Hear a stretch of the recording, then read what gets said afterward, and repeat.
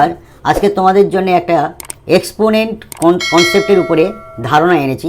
দেখো, তিনটে আমরা এখানে এক্সপোনেন্ট কনসেপ্টের উপরে অঙ্ক দিয়েছি। প্রথম অঙ্ক হলো 2 to the power 3 to the power 2 is equal to কী হবে। দ্বিতীয় অঙ্ক হলো 2 to the power 3 whole to the power square.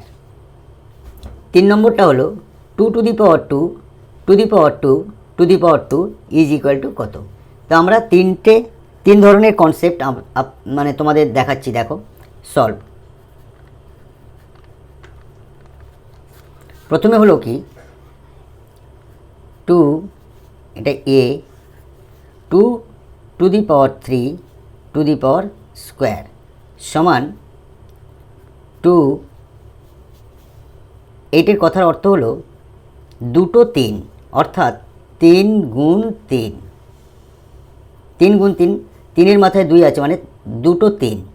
তাই দুটো 3 গুণ করলে আমাদের উত্তর আসবে টু দি পাওয়ার 9। আচ্ছা, বিয়েরটা দেখো, বিয়েরটা বলা হয়েছে 2 to the power 3 whole to the power 2।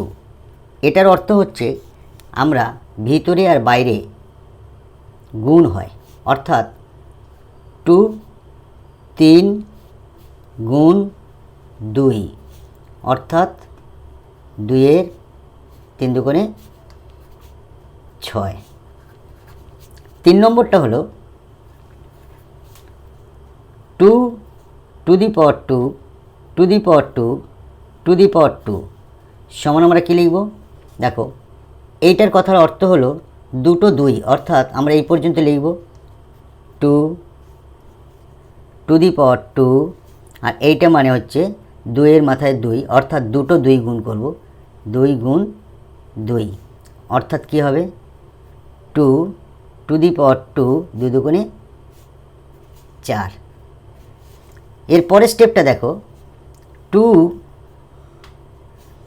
এইটার কথার অর্থ হচ্ছে 4টে 2 গুণ করব, 2-এর মাথায় 4 মানে 4টে 2, অর্থাৎ 2 গুণ 2 গুণ 2 গুণ 2।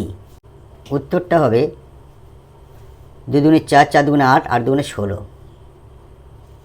এটাই উত্তর হবে। Thank you.